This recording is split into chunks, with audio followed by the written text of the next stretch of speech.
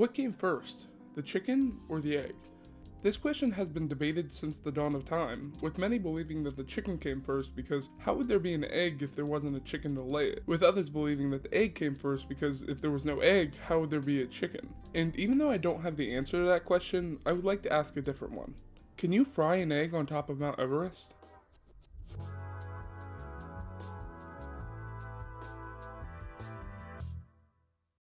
This is Arctic Eggs, a little game I found a while back that really caught my eye for its PlayStation 2-like art style and banger soundtrack. It is, and I quote, a sci-fi cooking game where you take up the role as a poultry peddler, stuck in Antarctica and longing for a way out. Cook your illegal eggs for all those who look hungry. And yeah, the description is weird, and guess what? The game is 10 times weirder, but in such a good way. Just in the under 3 hours it took me to beat it, I was in love with its humor, characters, and simple but difficult gameplay, so I beg you, if you haven't played it, go out and get it, because it's such a unique experience that I would be doing an injustice by spoiling it for you. But if you have, let's get to flipping those unborn chickens.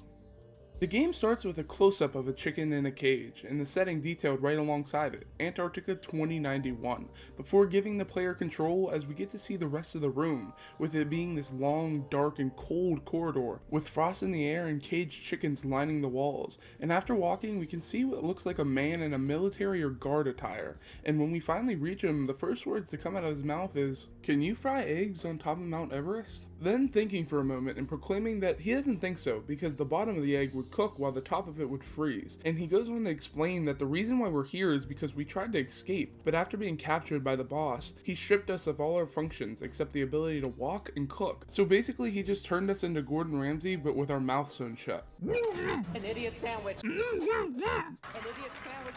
But after explaining, he asked us to cook him an egg in a very specific way. So make me an egg, cooked on both sides, as always.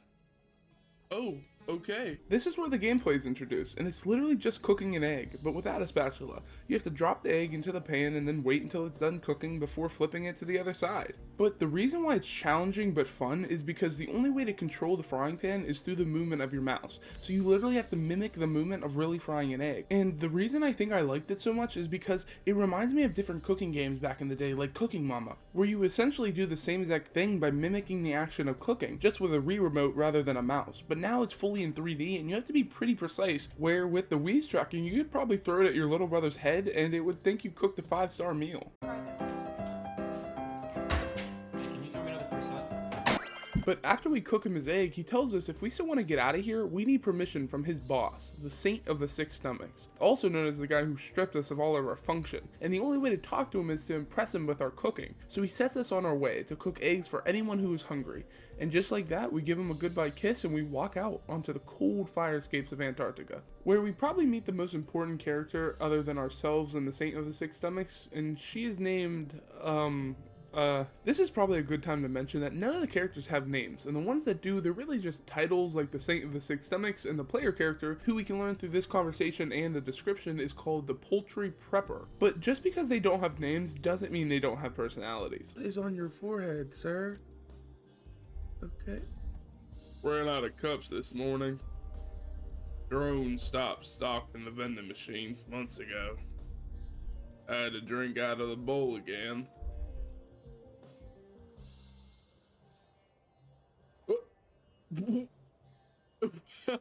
Like I said in the beginning, the characters are a big part of why this game is so good, and unfortunately I can't go through all the interactions from each character because I would be here forever, but I'll try and show off some of my favorites, and to be honest, you might just want to buy the game just because of the characters. Because please tell me when you're gonna have another conversation in a game like this.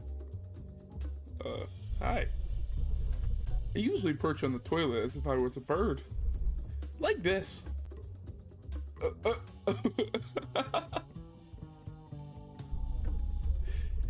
I think it's healthier for if you sit like that. But I live with my girlfriend now. She's Polish.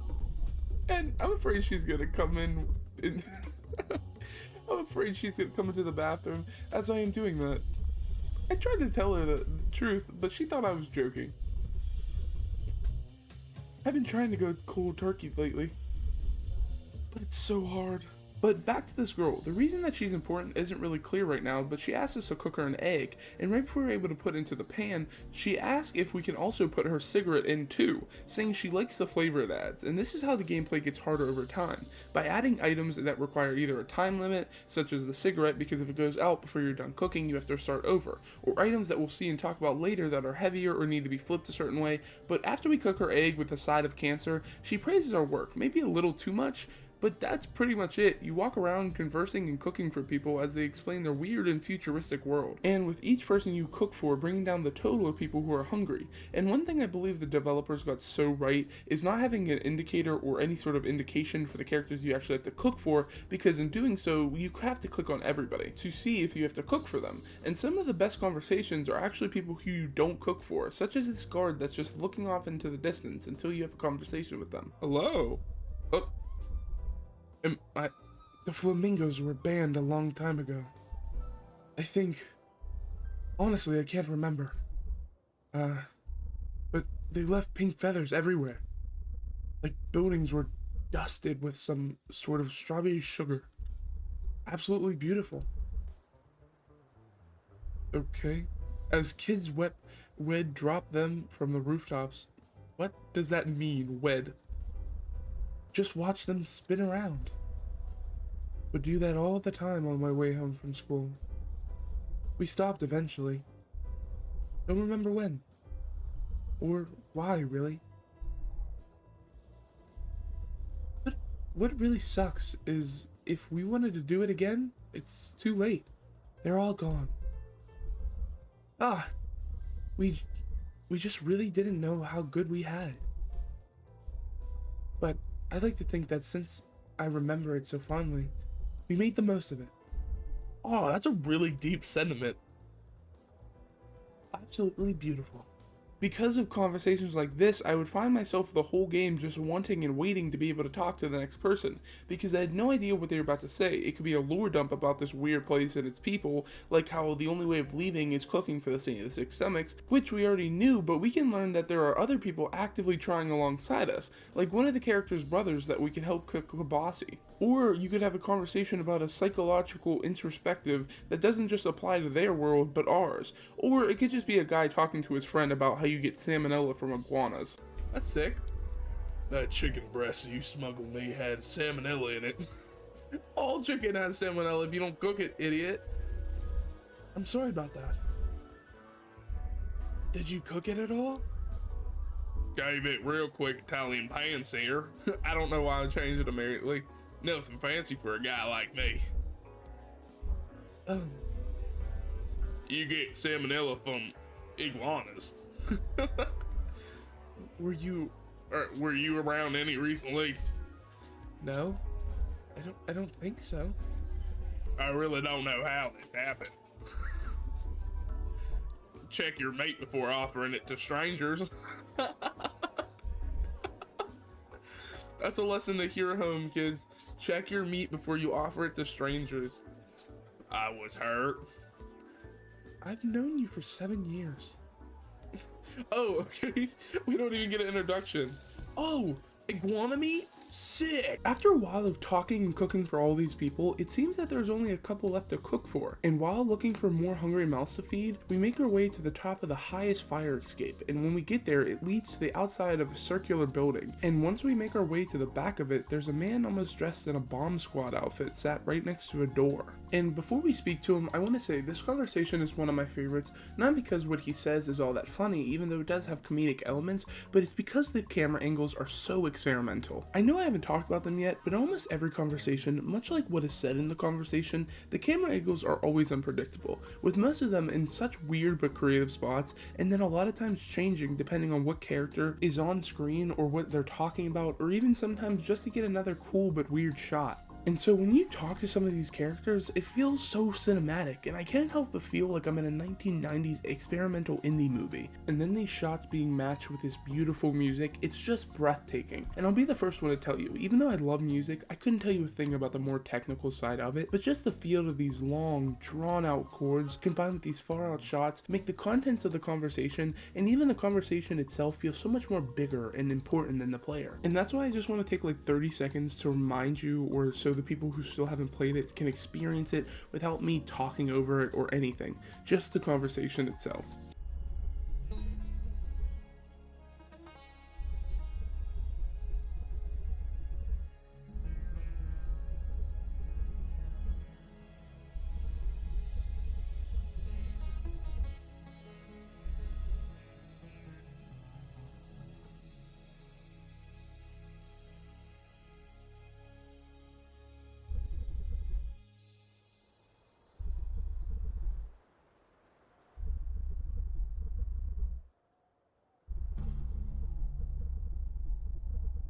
He explains that the door he sat next to actually contains the Saint of Six Stomachs, but his job is to make sure nobody unworthy can meet the Saint, so he gives us the task of finding and feeding at least 27 of the Saint's people. He also explains that the city is much bigger than we thought. There are 3 doors that lead into separate areas containing many more hungry people, and then he sends us on our way, and now we have a definitive number of people to feed, and there's nothing left to do other than getting back to work of feeding eggs into the insatiable holes of Antarctica. And once we feed our last person on the fire escapes, the guard guarding the lowest door leaves and we're able to enter.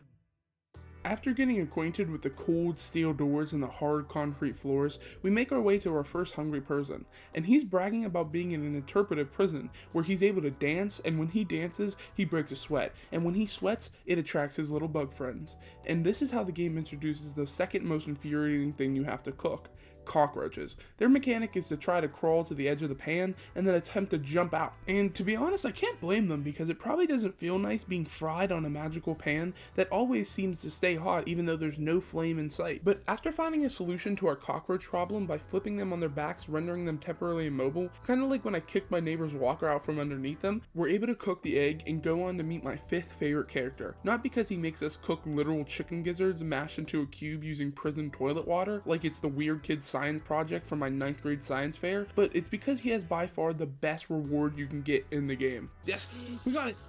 Yes. I don't know how they all cook that fast. Don't you see? This is it. Flip.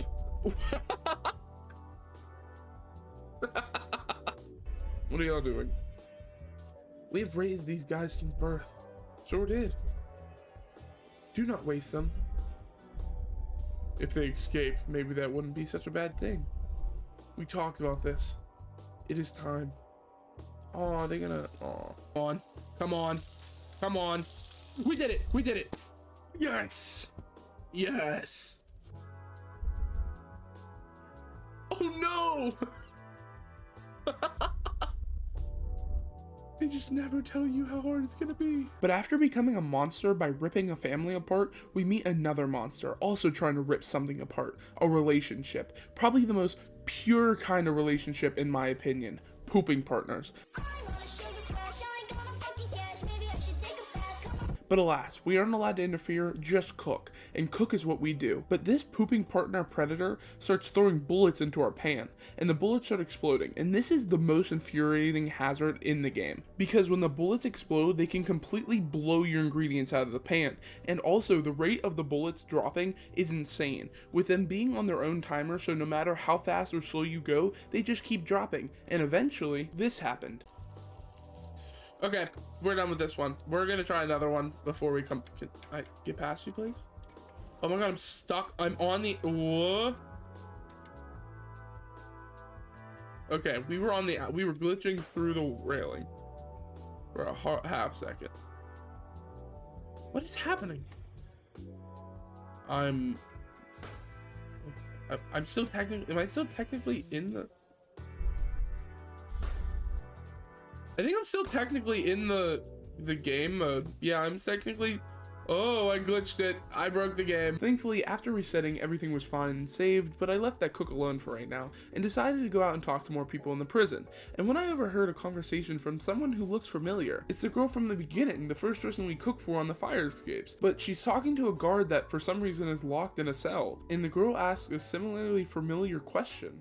Can you fry eggs on top of Mount Everest? The guard responds with, maybe, if you scramble them so no side would be cold for too long. She replies with an almost disheartened response, saying, but at that point, would it even be worth the risk? The guard clapping back saying Mount Everest is already hard enough to climb, and the achievement of climbing it kinda dwarfs the notion of frying an egg. She responds, but no one's fried an egg up there yet. I would be the first. And real quick before I say what the guard response is, I want to say the way the game conveys emotion through its speech alone is impressive, because there are no voice actors for any of these characters, and some of the characters do have animations for what they're feeling, but usually just done for comedy. So when it comes to these more quote-unquote serious conversations, the emotion is shown through the words, and I noticed when I was playing, I would change my speech pattern or tone when voicing the character. And that's why I said she kind of responds disheartened, or how the guard clapped back. It's not because I heard them have these emotions, but it's how it's put into words. And I know it's kind of dumb to point this out because books do it all the time, but I think it's at least one of the first times for me that from just what a character is saying, I'm able to fully interpret how they feel about a conversation without the use of descriptive body language or the author expressing the character's emotion. And that might just be my lack of experience with good media and books, but I really liked it, and so I wanted to point it out, and because it helped me connect with the conversation. And I'll talk about that more in a second, but I would like to actually finish the conversation first, so let's do it. The guard, trying to understand where she's coming from, says, being the first person to do anything is of course impressive, but it isn't a substitution for quality. She responds with a short, confident, but disheartened, you don't get it. The guard ending the conversation with a questioning tone, and you do? While playing, I definitely shrugged this conversation off in its entirety, not knowing it's important not only to the game, but eventually myself, because after a lot of thinking about this game and this conversation, like a little too much, I can say it connects to me more than I'd like to admit. And it connects to me because there's been a time I've acted exactly like this girl, and it's about this channel, my channel in specific. Ever since I was young, like many of our generation, I watched YouTube and its biggest creators, like MatPat, Markiplier, Jacksepticeye, and all these very influential people. And since that age, I wanted to be like these people, creative, funny, personable, and be able to share these videos that show off what I'm passionate about, or I think is funny, or my newest hyperfixation. And I know this sounds familiar because if you watch any creator that has joined the platform in the last 8-ish years, you've probably heard them say the same thing, that they watched all these people and were inspired to make these videos. And most of them actually started making videos when they were young, and this is where I'd say we differ, because I really never made a video before this channel. I've always had an interest in talking about my favorite things and making jokes and playing games, and I told myself that I would make these great videos that made people laugh, that would put me in the ranks of the people that inspired me, but I never actually tried to make a video because, to be honest, I was intimidated, because I had the notion if I was gonna make something, it had to be totally original, something no one's ever seen before. Inherently, this is a good way of thinking, because you never want to make something that someone's already made. First, you don't want to be known as that guy who just steals others' ideas and creations, and second, even if you just copy someone else's work, lightning rarely ever strikes the same place twice.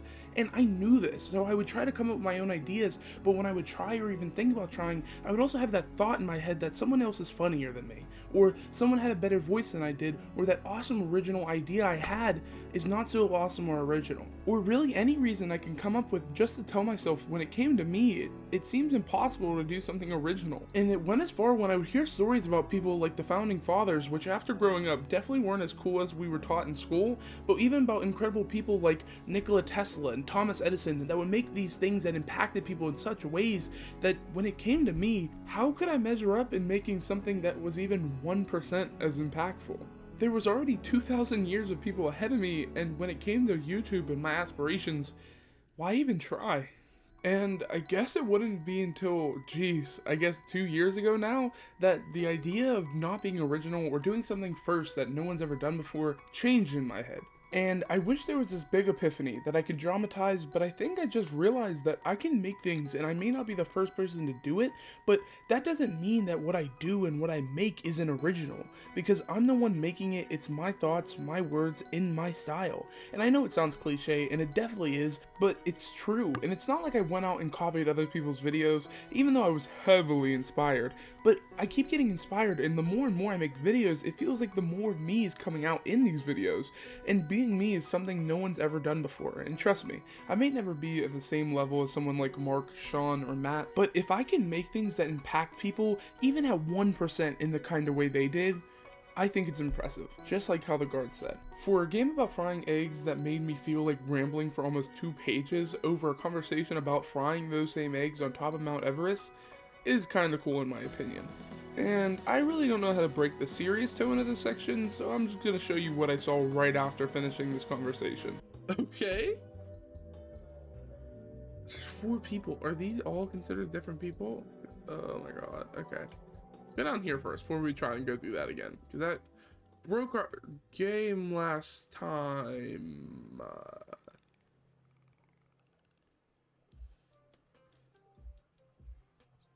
I feel like I've stumbled into somewhere I shouldn't be. I'm just gonna go back up.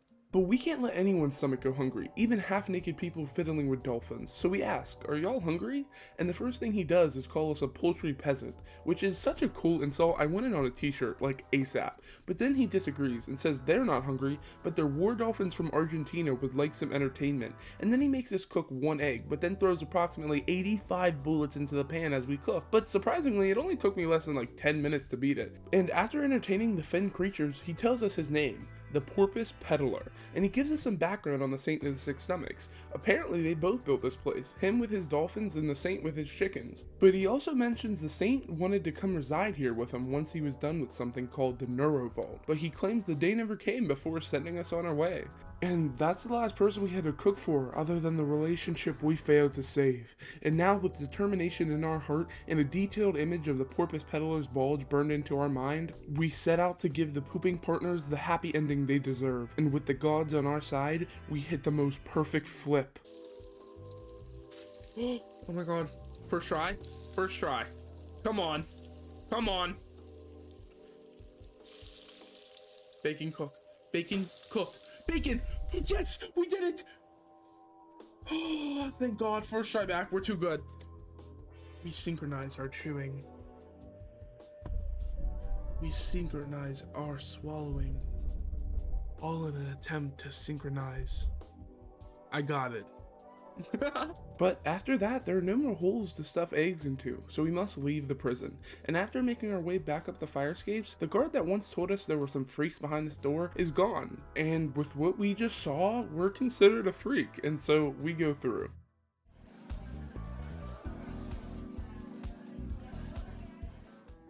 Before actually able to make it to the nightclub, we have to walk down a set of stairs, and that's when we see her. She's asking the same exact question again. Do you think you can fry an egg on top of Mount Everest? The lady responds with, I don't know, might be too cold, before getting an idea. Why not just pre-cook the egg, like a meal prep situation? The girl responds, I'm not sure about that. The lady, not understanding what she means, says, oh, meal prepping is easy. The girl tries to explain by saying, that's not, but getting interrupted by the lady excitedly responding, I've been meal prepping for years, simply because it's a great way to save money, time, and reduce the waste in the kitchen, so I'm happy to see so many people getting wise to the method. The girl, taken back by the lady's excitement, explains, I just want to cook the egg while I'm up there. Feels like cheating if I just bring it with me. The lady in an understanding tone states, the heart has reasons which reason knows nothing. The girl, taking in what the lady just said, just sits there before the conversation ends. This is the 3rd time we've heard this question, and it's the 2nd time that she doesn't get the answer she wants, and it won't be the last time for either of these things to happen. And I don't have much to say about the 2nd conversation, but I just want to make sure I showed it. But let's head right into the next conversation, which actually only takes place only a couple feet away. It's a man talking to a robotic head lying on the ground, and did you see what I did there? Head into the next conversation. You get it? Okay, never mind. The man asks the head if he's still chugging along, and for a second I thought the head wasn't going to respond, but of course it does, and it says one of the most iconic lines, I'm leaking, but I'm still feeling. The robotic head starts to complain about how they keep playing the same song in the nightclub, but the man responds that for some reason this song decreases the rate of leaking, and the head explains that he met the composer in prison, so maybe that's why he doesn't like the song. The man says he's going to order the head some food and beverage, and then the head responds saying, I don't mind if the beverage spills, but it definitely makes it harder, and this is a subtle way the game tells us about our new challenge, and that challenge being the bottle of beer.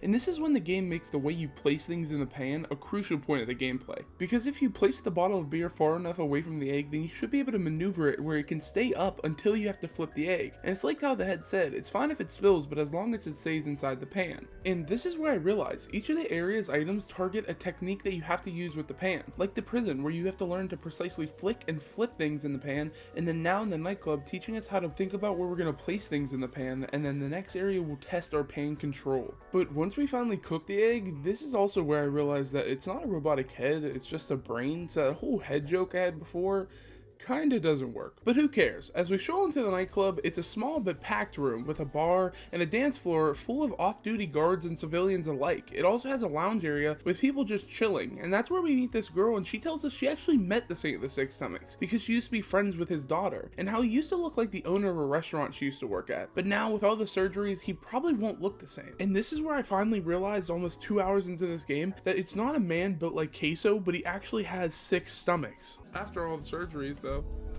and marinating, I doubt 6 stomachs looks like that now. So he literally has 6 stomachs? Come on, chat, dance. But after that epiphany and some sick moves, we talk and cook for some more people on the dance floor, and then we make our way to the bar, where we meet the bartender, who explains to us that he thought taking this job would be an easy ticket out of here, and confirms that if you make any food and you are good enough to impress the Saint, you can leave Antarctica. But unfortunately for the bartender, most of the people only want drinks, and again, this is a really subtle way of the game introducing another challenging element to cook with, a glass full of ice. You actually have to drop ice cubes into the glass every time you start, and it serves very much like the bottle of beer, just if it was combined with a cigarette, because if you spill the cup of ice, even if just one ice cube melts, you have to restart the whole cook. But you're talking to an absolute master with the ability to rival Gordon Ramsay. They don't even call me the poultry pepper anymore, they call me the poultry pulverizer. So once I was actually able to get the ice cubes into the cup, it was a breeze, and I told that bartender that his dream of escaping will never come true as long as I'm here, and I went on my way. On the wet glass. Okay, 2 people still hungry. I really like that. Like a penguin head. These are all ooh. Hello. What is down there? Hello? Damn. You would not believe what I dropped in there. Could you jump in and grab it for me? I guess so. Let's go, Geronimo! We just jumped in a toilet. Okay, wait, before I look around, because now I'm seeing we're underwater, I just want to let everybody know what we've been doing. For the past 2 hours of my life, and anybody who's been watching, we have been frying eggs with cigarettes, sardines, bacon, ice cubes, and drinks, bullets. We were trying to impress the man who runs this place named the Six Stomachs. And we have now just went into a strip club. Well, I get to know it was just really a club. There was no like strippers there, but we jumped down into a floor urinal, and I just want to say, this is one of the best experiences I've had in a while with gaming. I am loving this experience. Where are we right now? Okay. I was not expecting to jump down a toilet. Especially such an ominous, like, this is so ominous. There's robot people, there's robot dolphins. These people only eat eggs, they don't eat the chicken. Hello. Oh, you're here. What is this question? Can you fry eggs on top of Mount Everest? The whale looks hungry. Place an egg in its mouth. Okay. Just cook one egg like the beginning? That's not a whale, that's a dolphin. Oh. I'm so bad at this. I've done this so many times. I'm not doing tricks, man. There we go. This game is so weird. I really like the soundtrack though. Oh, what's wrong? Oh, I have to flip. Oh, what the mess? Only in a game about frying eggs, you can fall down a urinal and wind up feeding an egg to a mutated whale because a war dolphin from Argentina told you to do so telepathically. And I know it can feel jarring if you haven't played the game, and hell, even if you have played the game, it's still surprising. But it's so in line with what the game has shown and told us so far, that while playing, it never really felt like they were just throwing random things that made no sense, even though they were totally throwing random things that made no sense. But trying to act like that fever dream didn't just happen, we walk back into the nightclub, where there's only one person who still lie hungry, and who is having a conversation about consultants or something, but my mind was still so scrambled that I just cooked the egg and I was finally out of the nightclub. And as I made my way to the last area, I finally said my first egg pun, even though I tried so hard not to. Okay, I guess the last egg's open. Or, the last egg. It's excellent. I swear I won't do it. I didn't do it this whole stream. I'm gonna hold the puns. I'm gonna hold the egg puns back. Don't worry. Whoa! We walk in and we see a sushi bar as the smell of the salty cold waters flood the nostrils, and the first person we talk to happens to be a guard, and he tells us that for some reason the saint is no longer consuming stingrays, and due to this, the character named the Enrique, which I'm probably pronouncing wrong, but I think it's supposed to be the sushi chef, has to find a new fish that the saint will eat, but the guard thinks that they don't have the expertise to make these challenging dishes, saying that you have to sew these kind of ingredients before you can cook them, before literally throwing a pufferfish in our pan. Which by far is the most entertaining item to cook because it puffs up and starts to bounce all around your pan before you're actually able to cook it. And then the guard tells us that he felt soothed until he got splashed. So feeling embarrassed, we head over to the sushi bar. It's like, he thought it looked good? Let's talk to the sushi chef. Oh, I guess I can't. I found a new thing to do with napkins at restaurants.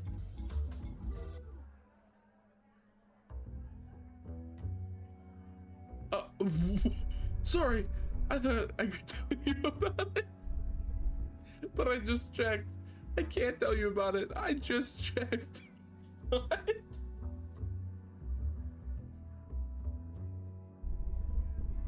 How am I supposed to know which sock goes on which foot?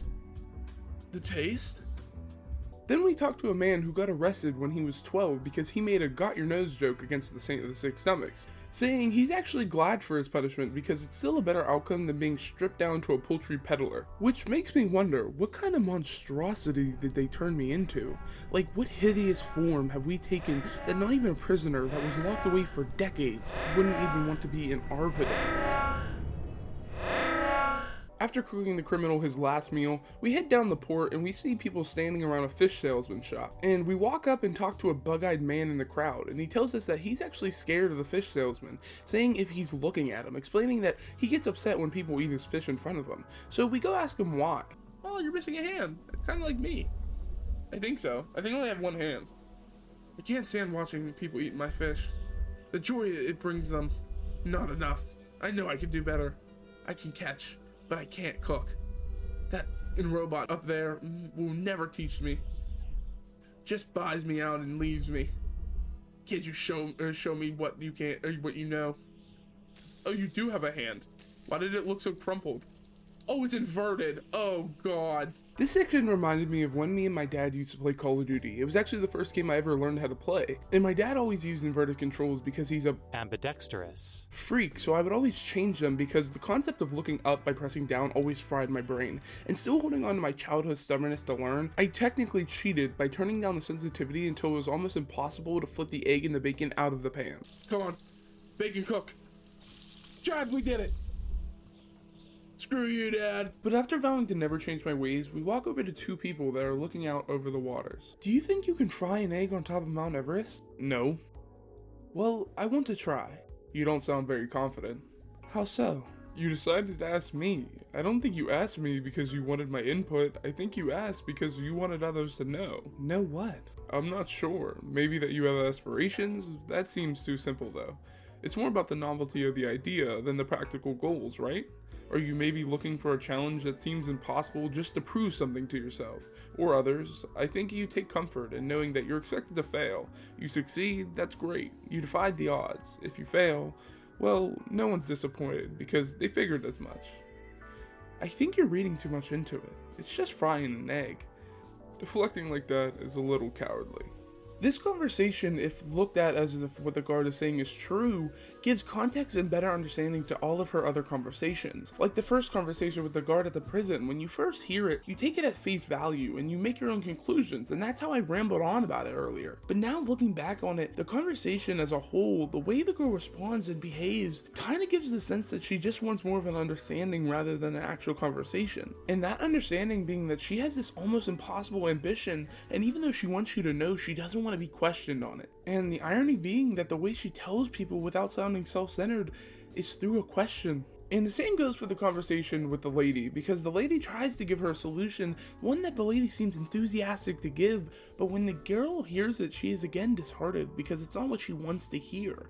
But I think it's the enthusiasm of the lady that the girl doesn't know what to try and say to deflect at first, and so she just gives the childlike reason that she just wants to cook an egg while she's up there. And it's completely plausible that she doesn't actually know the reason why she wants to do this task, because there have been things in my life and probably yours that you just wanted to do something even though you don't know why. You just thought it'd be cool, not to impress other people, but just to do it. But also this could be another deflection because she knows deep inside that she just wants to do this because it sounds impressive or it would pique people's interest. But either way, the lady is taking her words at face value and knowing there are those things in life that you just want to do but can't explain, she understands. Then there's the conversation with the dolphin that I really didn't go over because it's not really a conversation. It's just her asking the dolphin the question and then the dolphin just kind of ignores her. But because of this conversation, I think what the guard is saying is true because she's going out of her way to tell a dolphin that lives under a secret urinal tunnel her ambition. Cause I can kind of understand telling people you met on the street about your ambition because you're so excited, but I can't understand telling a literal dolphin that lives under a urinal. And this is why I think the dolphin doesn't respond to her because it already knows this. It can talk to us telepathically. What says it can't read our mind, and this is why it doesn't want to conversate. And now with her final conversation with the guard at the harbor, seeing right through her charade and tells her plain straight what she's doing. And all she can do is try to deflect until he even calls that out. And even though we don't get to see it, I think this conversation changed her, even just a little bit, because this won't be the last time we see her, but this will be the last time that she asks this question. And I know this interpretation might contradict with my first one in the video, but I think it really fit at the time and I really like it, and I think it shows how much my thinking changed throughout just writing the script and playing the game. But back to cooking, we serve some more people and even at one point cooking a stingray before talking to this old man who is sitting on the deck. Cold, and I think your toes are gonna die because you're freaking, oh never mind, you have like jalapenos for shins. And okay, my son won't let me die. Keeps replacing me, bit by bit. I don't really ponder the gradual loss of myself. That's kind of shallow. My son is almost completely replaced, and I can still sense him in there. Still has the appetite of his even. But bearing near death, I feel a tense unease, similar to the moment just before vomiting. Every moment I'm not in the hospital, I am here fishing. Gotta eat while I can. They are taking my tongue next. Oh, I hate that. I'm gonna be so peed off. Do not flip before it cooks. Let go. Easy. Your eyes look beautiful as you did that.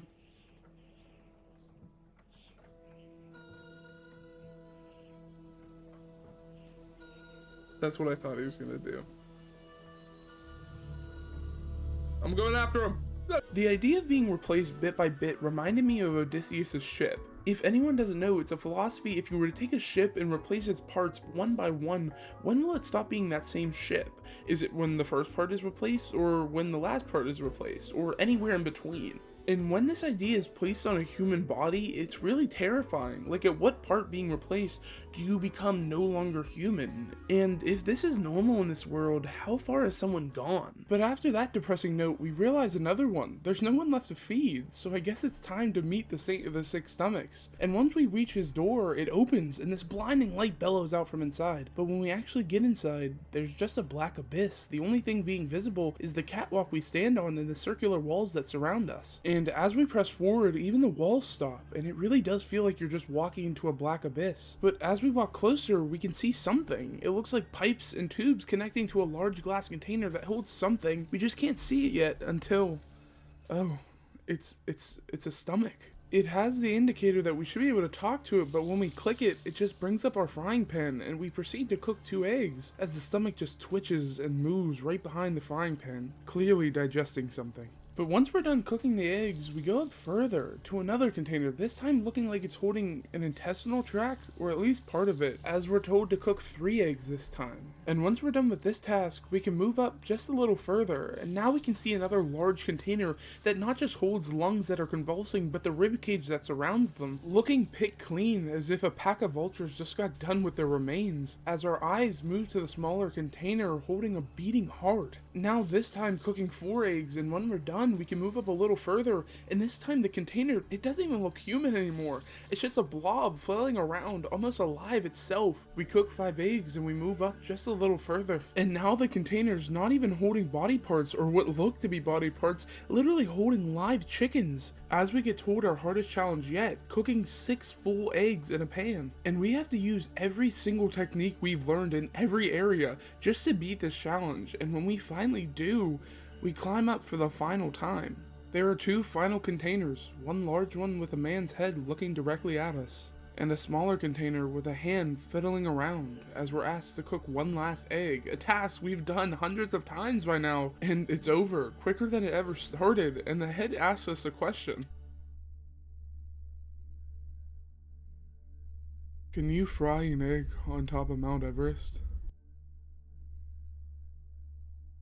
Never thought about it. Perhaps it's irrelevant. For me, anyway. But still.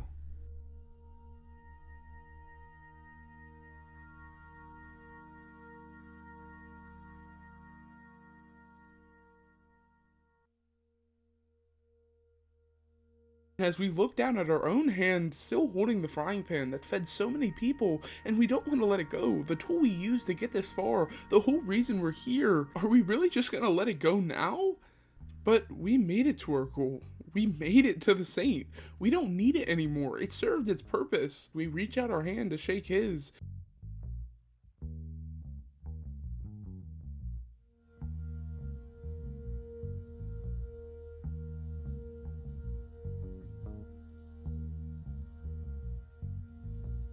Before he says, "Let me know."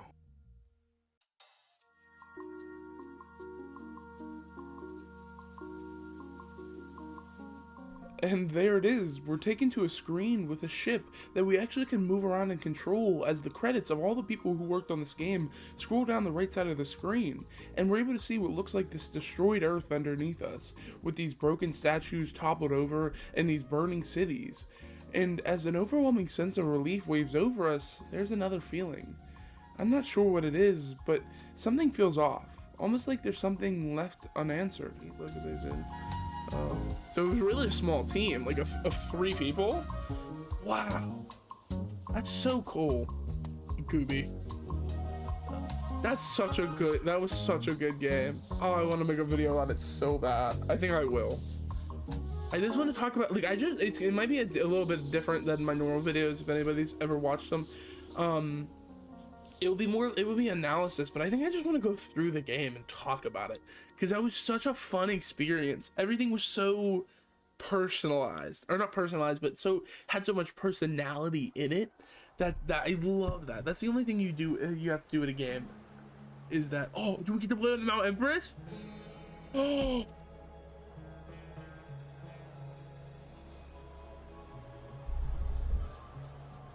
Hooked on both sides, as always. Absolutely beautiful. Let's go. We must ascend. As we make it up the mountain, the music gets gradually louder as the snow is pounding down on us, but we have to keep on going. We see the peak of the terrain is getting steeper, but we have to keep on going. The snow is getting so thick we can only see 10 feet in front of us, but we have to keep on going. Until we're almost at the top, we're able to see something perched right on top of the peak. Oh, the golden chicken. Oh, can we cook a golden egg?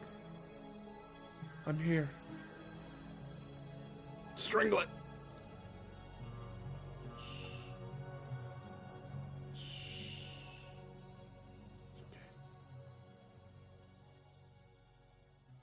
Oh, do we not get to cook?